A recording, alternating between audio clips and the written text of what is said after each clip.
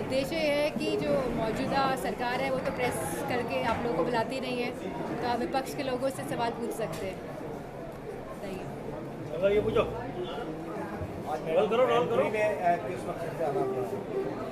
मैनपुरी मेरा क्षेत्र है, तो इसके लिए मकसद की ज़रूरत नहीं होती है। लगातार प्रोग्राम था जी जन सुनवाई सुनी है, जी। कितने लोगों की समस्या का जी, हम लोग काफ़ी सारे, क्योंकि बारिश बहुत तेज़ हो रही है और मैनपुरी में काफ़ी घटनाएं हुई हैं, तो हम यहाँ परिवार वालों की मदद करने के लिए आए थे, जिससे मैं मिलके गई थी पिछली बार। तो उनको मैंने वादा किया था कि आपकी सहायता की जाएगी समाजवादी पार्टी द्वारा, तो उसी कार्यक्रम के अंतर्गत आज हम मैनपुरी आए। कितनी संख्या रही होगी सांसद जी आश्रितों को मदद देने वाली? 13 एक का कल हो गया जी। लाइक वो डिस्क्लोज नहीं करेंगे, क्योंकि हम लोग अलग अलग लोगों को अलग अलग धनराशि दी गई है। ये दैवीय आपदा वाले लोग थे या कोई ऐसे भी थे जो क्राइम में अपना पर्सन खो बैठे? मैं समझती हूँ एक क्राइम वाले भी थे और दैवीय आपदा वाले भी थे और दुर्घटना वाले भी थे। मधुमिता हत्या सरकार ने उनके आरोपियों को बरी किया है, और जो मधुमिता उनकी बहन सुप्रीम कोर्ट भी गई, उनको राहत नहीं मिली। क्या सरकार इसी तरीके से जो आरोपियों, बहुत ही निराशाजनक स्थिति है उत्तर प्रदेश में महिलाओं के लिए, और मैं समझती हूँ कि गुजरात में भी इसी तरह का किस्सा है, जहाँ पे जो लोग कन्विक्ट किए गए थे उनको रिहा किया गया है, और जहाँ पे भाजपा के लोगों ने उनकी फूल और मालाओं से उनका स्वागत किया है। तो बहुत ही अलग परिस्थितियाँ हैं भारत जिससे गुजर रहा है, जहाँ एक तरफ महिलाएं सुरक्षित नहीं है और जो लोग कन्विक्टेड है उनको छोड़ा जा रहा है, और भाजपा के लोग उनको मालार्पण करके उनका स्वागत कर रहे हैं। तो एक अलग तरह का मैसेज दिया जा रहा है पूरे देश भर में महिलाओं के खिलाफ। ये जा रहा है कि अच्छे आचरण के चलते उन्हें छोड़ा गया है। मैं समझती हूँ कि जिस तरह की घटना थी वो, जहाँ महिला प्रेग्नेंट थी, जहाँ उसके साथ लगातार दुष्कर्म किया गया, जहाँ उनके परिवार वालों को मारा गया, तो इस तरह का जो छोड़ा गया है मैं समझती नहीं वो ठीक है। ओम प्रकाश राजभर हमेशा विवादों में रहते हैं कि कौम के ऊपर प्रहार किया है, कौम के ऊपर अभी हाल ही में आप सबको देखना चाहिए कि उन्होंने चंद्रयान पे क्या टिप्पणी करी है, तो सबको इस बात का संज्ञान और सबको इस बात का पता चल जाएगा कि ओम प्रकाश की खुद की अंडरस्टैंडिंग क्या है मामलों को लेकर। वो खाली मीडिया में बने रहने के लिए इस तरह की टिप्पणियां करते रहते हैं। सभा सांसद सभी रोमान वर्ग ने कहा है कि योगी जी हमारे दोस्त हैं, दुश्मन नहीं है। अचानक इस तरीके का किसने कहा है? हमारा कोई भी दुश्मन नहीं है।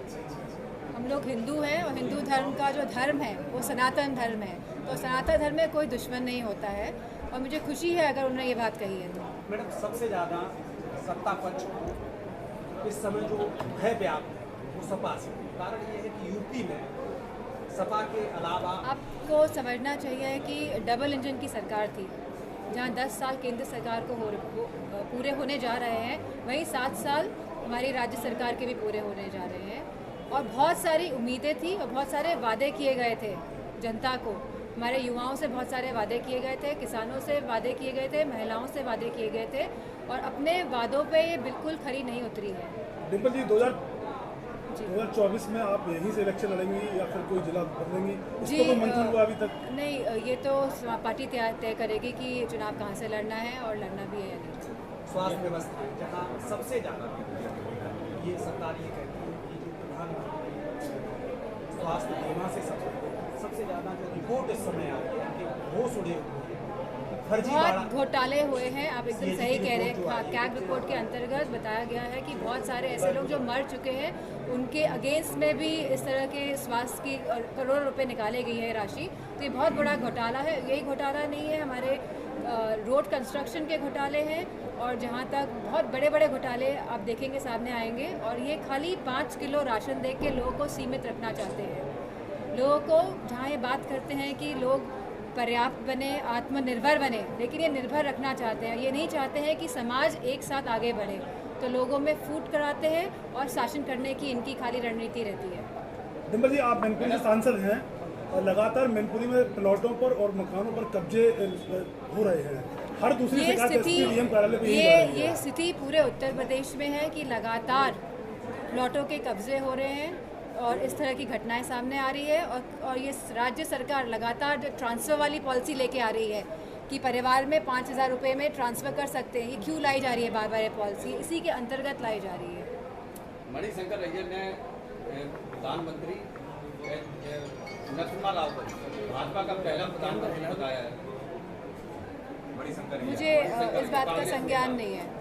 उनकी अभी एक किताब भी आई है। जी जी नहीं, मैंने इस बात में मैंने संज्ञान नहीं लिया, मैं देख के बताऊँ। गौतम गंभीर भाजपा सांसद ने बताया है कि जो मणिपुर में जिसमें घटना हुई है उसमें अपने आप को भारतीय बोलने में शर्म आती है। तो इस तरह के बयान को भाजपा का सांसद द्वारा आप किस तरह से देखते हैं? मैं समझती हूँ उनमें हिम्मत थी जो उन्होंने प्रखर होकर अपनी बात रखी है, क्योंकि संसद में मणिपुर के 2 सांसद थे और उनको बोलने तक की अनुमति नहीं दी गई।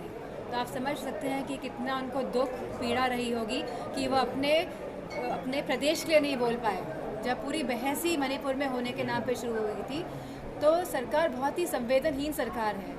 ये किसी के दुख और दर्द को नहीं समझती है, ये खाली वोट बटोरने की राजनीति करती है। इन्हें कोई मतलब नहीं है कि जनता किस हालत में है, कैसी परिस्थितियां हैं, कैसी समस्याओं का सामना जनता को करना पड़ रहा है। जिस तरह से मैडम चुनाव आयोग के वो पद के उसमें नियुक्ति को लेकर बीजेपी ने कमेटी गठित करके चुनाव पालिका के उससे सीजीआई को बाहर किया है। इसको लेके आप क्या समझते हैं? क्या इसमें लोकतंत्र क्या बचेगा या आने वाला 2024 का चुनाव प्रभावित कितना होगा? मेरा अनुमान है कि 2024 का चुनाव है वो हमारे संविधान जो बाबा भीमराव अंबेडकर जी ने दिया है उसको बचाने का ये चुनाव है। जहाँ तक 80% की राष्ट्रीय जिसने बात करी है, तो हम सभी चाहते हैं कि जो आखिरी पंक्ति में जो इंसान खड़ा है, जो हमारे देश के लोग खड़े हैं, उनको हक और सम्मान मिलना चाहिए। सांसद मैडम, आज प्रधानमंत्री के आर्थिक सलाहकार मेघराव जी, उन्होंने एक आर्टिकल में दिया था और ये कहा था कि भारतीय संविधान को अब बदलने की जरूरत है। जी, क्या ब्रिटिश काल को ये लागू करना चाह रहे हैं? वाला वक्त जो हुआ जिस तरीके से हर 17 साल से ये कई जगह, मैं समझती हूँ आने वाला जो चुनाव है वो लोकतंत्र को और बाबा राव भीम साहब अम्बेडकर जी के संविधान को बचाने का चुनाव है।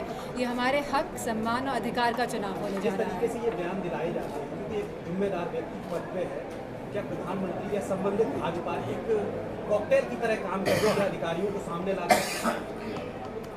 कांग्रेस प्रवक्ता पवन खेड़ा ने कहा है कि बीजेपी जैसे और पार्टियों पर परिवारवाद का आरोप लगाती है। क्या वो ये तय कर सकते हैं कि जो परिवारवाद वाली पार्टी वो उनके गठबंधन में शामिल नहीं होगी या भी है नहीं? आपको मैं बहुत ही ये रिकॉर्ड मत करिएगा। तो ये जो परिवारवाद वाला, तो सभी जानते हैं भाजपा में कितना बड़ा परिवारवाद है। तो हमारे एक सांसद जी थे, सबने क्विट इंडिया मूवमेंट को लेकर प्रदर्शन किया हाउस के बाहर एंड सबको पकड़ाई गई तख्तियाँ। तो वो परिवारवाद वाले ही थे, तो उन्होंने देखा अरे मैं तो परिवारवाद वाली, इसको बदलिए करप्शन वाली दीजिए मुझे। तो मैं समझती हूँ कि परिवारवाद है ये खाली एक आँखों में पट्टी बांधने के लिए ये सब बातें कहते हैं, क्योंकि हम सब की आइडेंटिफिकेशन है, ये जो हमारी आइडेंटिटी है इसको ख़त्म करना चाहती है भाजपा वाले।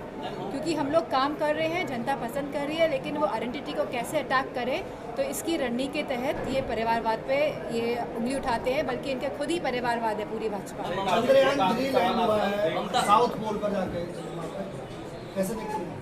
मैं समझती हूँ बहुत बड़ी उपलब्धि है। हम सभी हमारे इसरो के साइंटिस्ट को, सभी इंजीनियर्स को, लगभग 1000 इंजीनियर्स थे और जितने भी साइंटिस्ट हैं और जितना भी स्टाफ है उन सबको बहुत बहुत बधाई देते हैं।